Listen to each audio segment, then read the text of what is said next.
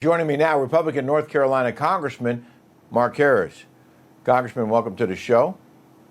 Hey, Rick, great to be with you. Thank you for having me. Thank you. Troubling news, though, from the Department of Agriculture, which posted on its website, Senate Democrats have now voted 12 times to not fund the food stamp program. Bottom line, the well has run dry. At this time, there will be no benefits issued November 1st. Do Democrats bear the brunt of the blame for this, putting partisan politics ahead of making sure America's neediest families have food on the table?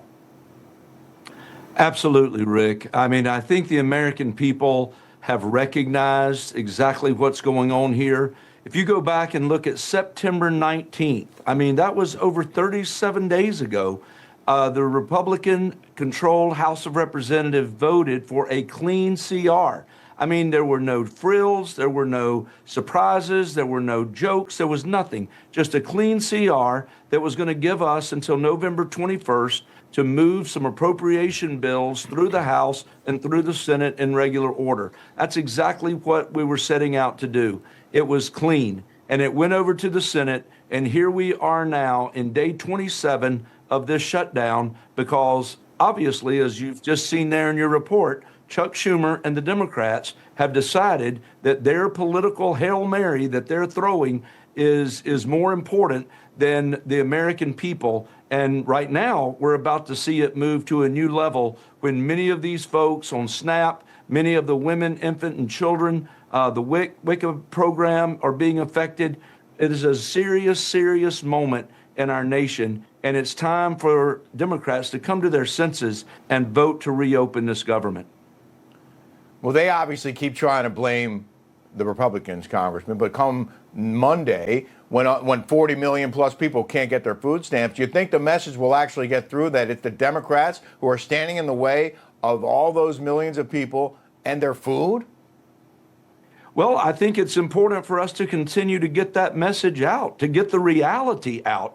I mean, listen, folks are welcome to their own set of opinions, but they're not welcome to their own set of facts. And the fact is that we have voted to keep the government open. We did that on September 19th, and now 12 times the Democrats in the Senate. And by the way, let me add, there have been a Democrat that voted for it in the House. There have been 3 Democrats in the Senate that have voted to keep the government open or to move to a vote. And they're using this procedural vote in the Senate to keep the government shut down. It's obvious where the blame lies here. The American people are recognizing that. Well, Saturday is also the deadline to extend Obamacare subsidies. The GOP has said there will need to be changes to the tax credits before an extension can be considered. Is this non-negotiable for the Republican Party? And what is your stance on Obamacare subsidies?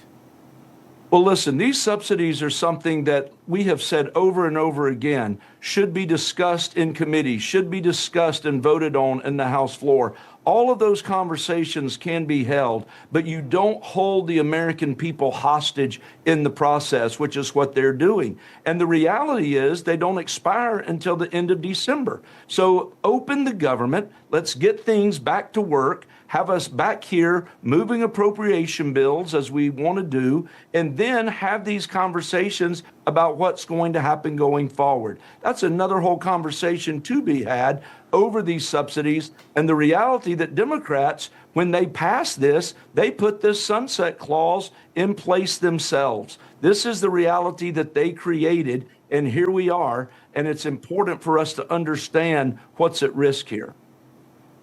Yeah, it's mind-boggling that it would go on this long and how sharply divided Congress has become. The House Speaker, Mike Johnson, talked about this morning. Listen to this. Here's the very simple and important fact that no one should forget. We have no ability. Republicans do not have the ability to do this on our own. It's a simple math problem. We need Democrats to help. And you said this yourself, Congressman. What's it going to take to get, 7 more Democrats to reach that 60-vote threshold in the Senate? Well, I hope what it's going to take is hearing from their people that are going to say, open the government. This has gone on long enough. Have your conversations about the subsidies after the government is open. and really debate it then and then take votes. Elections matter. And I'm just convinced that this is nothing but a Hail Mary that the Democrats are throwing downfield, hoping that they can somehow slow down the wins that President Trump has been just adding week after week. Even right now, he's there in Asia having wins as he's going across that part of the world. And I think when we recognize that this is just the way that they want to try to stop the America First agenda, slow it down if they can, but the American people are wise to it, and it's going to backfire. And I just hope that people right now will contact their Democrat senators and let them know that enough is enough. I've been saying the same thing for a couple of weeks now, Congressman. This is the only leverage that the Democrats in the Senate have. They have nothing left against the president. So they're using this, I think, because that's all they got. But they're also affecting air travel. This shutdown has delayed some 3,000 flights today, close to 9,000 flights total. Air traffic controllers are still working, but they're not getting paid. How big of a problem is this, and how would you fix it? This is a real problem. And I think that, again, we have said in the House, we want to keep the government open, and we're going to continue to press to vote every time it comes up.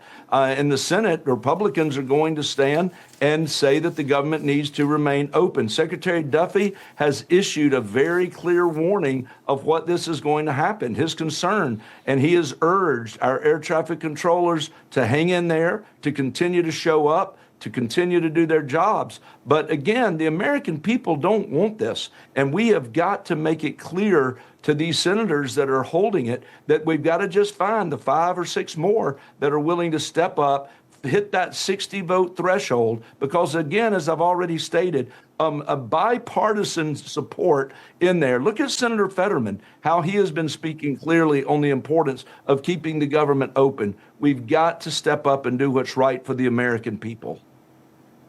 Yeah, and I never thought I'd say it, Congressman, but more senators need to follow Fetterman's lead. Congressman Mark Harris, we appreciate your time very much tonight, sir. Thank you. Thank you. Always a pleasure to be with you, Rick.